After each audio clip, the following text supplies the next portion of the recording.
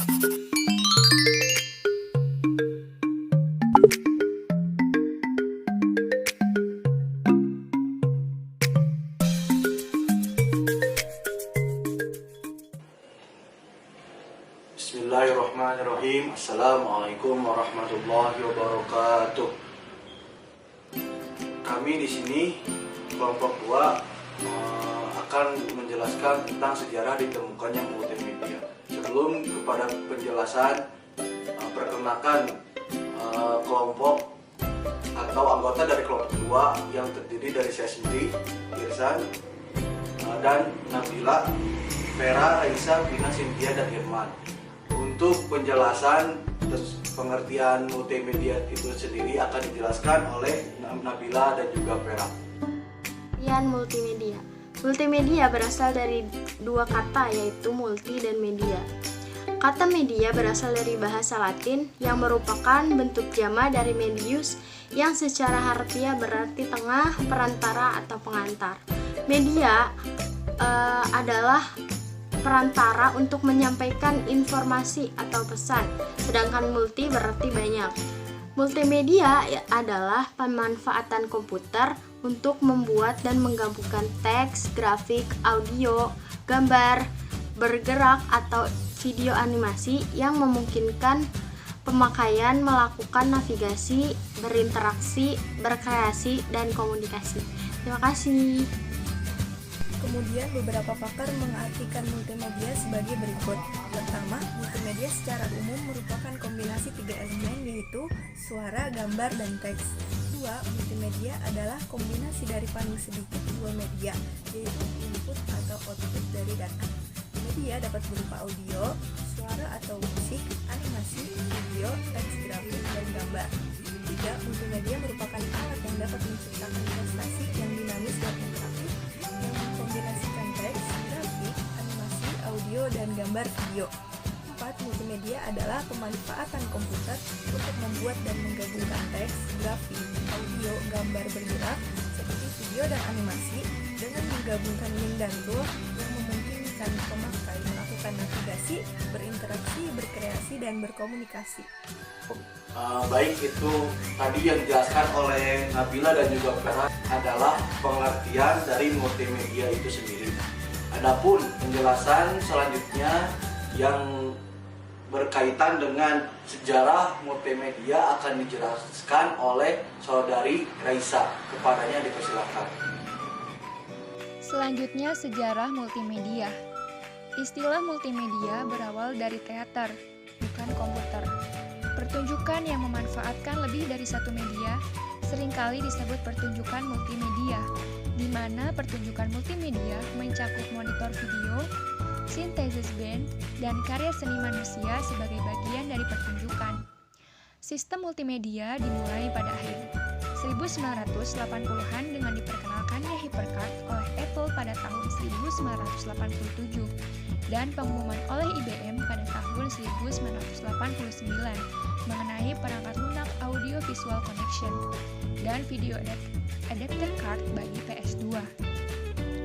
Sejak permulaan tersebut, hampir setiap pemasok perangkat keras dan lunak melompat ke multimedia, sehingga pada tahun 1994 diperkirakan ada lebih dari 700 produk dan sistem multimedia di pasaran. Citra visual dapat dimasukkan ke dalam sistem dari paket perangkat lunak yang menyatukan digital, dan dari kamera video, pita dan piringan video, dan scanner optik. Input audio dapat dimasukkan melalui mikrofon, pita kaset, dan compact disc. Lewat tahun 70-an, pengguna mikrokomputer telah dapat membantu menjelaskan masalah-masalah dan mempercepat penyelesaian pekerjaan sehari-hari.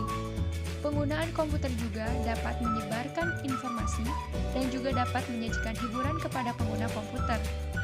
Dan komputer saat ini bukan menjadi barang yang baru ataupun mewah, tetapi menjadi suatu kebutuhan. Ini menunjukkan evolusi dan perkembangan penciptaan teknologi komputer multimedia. Itu adalah penjelasan yang dijelaskan oleh Raisa mengenai tentang sejarah perkembangan multimedia. Dan selanjutnya, penjelasan selanjutnya akan dijelaskan oleh saudari Vina tentang perkembangan multimedia itu sendiri. Kepadanya dipersilakan. Perkembangan multimedia, dulu multimedia hanya mencakup pada suara dan teks, tapi sekarang multimedia telah berkembang dengan adanya televisi dan komputer. Melalui dua media tersebut kita dapat menikmati multimedia secara langsung dan menarik minat banyak orang. Dan bahkan multimedia sekarang berkembang seperti sekarang ini dengan adanya internet, yang dimana kita dapat berhubung dengan sanak famili kita yang ada di tempat yang jauh. Morgan Stanley menyebutkan bahwa untuk mencapai 50 juta penduduk Amerika, radio membutuhkan waktu 38 tahun, televisi membutuhkan 13 tahun, TV kabel membutuhkan waktu 10 tahun, dan internet membutuhkan 5 tahun. Perkembangan multimedia mengikuti perkembangan internet, maka multimedia merupakan pasar yang pertumbuhannya tercepat di dunia saat ini. Dan pada intinya, perkembangan teknologi multimedia pada sekarang ini sangatlah berperan penting dalam kehidupan. Perkembangan teknologi multimedia sangat membuka potensi besar dalam perubahan cara memperoleh informasi dan sebagainya. Dengan perkembangan multimedia ini juga membuka peluang bagi masyarakat untuk mempermudah aktivitas mereka sehari-hari seperti berkomunikasi dengan yang lain, berinteraksi, bekerja, atau bahkan untuk media hiburan. Dengan multimedia itu sangat mempermudah untuk kegiatan masyarakat pada masa ini. Materi selanjutnya multimedia dalam pembelajaran yang akan dibahas oleh Cynthia. Kepadanya dipersilahkan.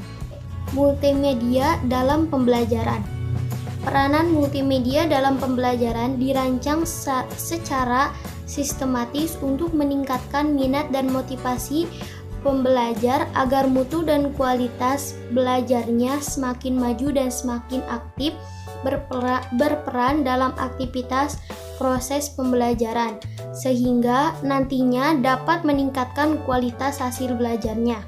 Dalam proses pembelajaran, terdapat pesan-pesan yang harus dikomunikasikan kepada siswa. Pesan tersebut merupakan isi dari suatu topik pembelajaran. Pada proses perancangan pembelajaran selalu diawali dengan perumusan tujuan pembelajaran. Pada sistem pembelajaran multimedia mempunyai beberapa peran, antara lain yaitu 1. Multimedia secara alat bantu, dan 2. Yaitu multimedia secara pembelajaran, yang diantaranya yaitu 1. Media pembelajaran klasikal. Multimedia biasanya digunakan sebagai media presentasi di kelas atau media yang membantu guru menjelaskan materi kepada siswa. Yang kedua, yaitu media pembelajaran individual. Multimedia ini juga mempunyai peranan dalam pembelajaran individual. Pembelajaran individual adalah sebuah proses pembelajaran tanpa adanya seorang guru. Namun siswa dapat mencapai tujuan pembelajaran yang telah ditetapkan. Materi selanjutnya kelebihan dan kelemahan multimedia dalam pembelajaran yang akan dibahas oleh Irman Maulana. Kepadanya dipersilahkan. Nah, sekarang di sini saya akan melanjutkan materi dari teman-teman saya, yaitu materi yang terakhir, kelebihan dan kelemahan multimedia dalam pembelajaran. Yang pertama saya akan menjelaskan kelebihan multimedia ya. Berbagai kelebihan multimedia pembelajaran berikut mampu mengatasi kelemahan yang terdapat di dalam pengajaran konvensional. Salah satunya yaitu yang pertama, tahap interaktif. Dengan bantuan hardware, multimedia dapat diprogram sesuai dengan kebutuhan dan prinsip-prinsip suatu media dalam penyampaian suatu pesan sehingga pesan yang terkandung dapat tercapai. Nah, yang kedua itu pengajaran berdasarkan kemampuan pembelajar. Materi yang dipergunakan bisa untuk melayani setiap individu berdasarkan kemampuan peserta didik. Pembelajar akan dapat mengatur kapan suatu materi isi dari multimedia akan dipelajarinya. Nah, itu yang ketiga, yang terakhir, menarik dan menambah minat terhadap materi. Multimedia mempunyai kandungan berupa gabungan dari elemen-elemen mengalami pengalaman pembelajaran yang berbeda karena seperti teks, grafik, animasi, bunyi, dan video sebagai rangsangan supaya menarik perhatian dan minat pelajar terhadap isi pelajaran yang disampaikan. Pengguna atau user dapat melihat, mendengar, berinteraksi dengan cara bernavigasi pada tombol hyperlink and tool navigasi lainnya yang terdapat dalam program. Nah, sekarang untuk kelemahan multimedianya. Adapun kelemahan dari penggunaan multimedia dalam pembelajaran adalah sebagai berikut.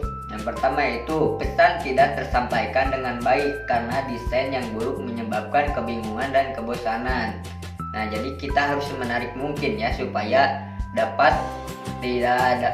tidak ada kelemahan dalam bermultimedia ini. Terus yang kedua, kendala bagi orang yang kemampuan terbatas atau cacat, sepertinya tidak bisa melihat, kita tidak bisa melihat seberapa bagus video, misalnya gitu ya. Terus yang terakhir yaitu tuntunan terhadap spesifikasi komputer yang memadai. Ya, segitu saja mungkin kelebihan dan kelemahannya. Sekian, terima kasih. Baik, adapun kesimpulannya dari sejarah perkembangan multimedia itu adalah multimedia merupakan penggabungan banyak unsur media, teks, suara, gambar, animasi, dan juga video, dan masih banyak lain. Sehingga multimedia menjadi sarana yang tepat untuk memenuhi semua unsur multimedia, untuk menjadi alat penyampai pesan dari guru kepada siswa dalam pembelajaran. Multimedia dirancang secara sistematis yang berperan untuk meningkatkan minat dan motivasi pembelajaran agar mutu kualitas belajarnya semakin maju dan semakin aktif berperan dalam aktivitas proses pembuatan pembelajaran, sehingga nantinya dapat meningkatkan kualitas hasil belajar. Cukup sekian penjelasan tentang sejarah multimedia yang dijelaskan oleh kelompok 2. Wabillahi taufiq wal hidayah. Wassalamualaikum warahmatullahi wabarakatuh.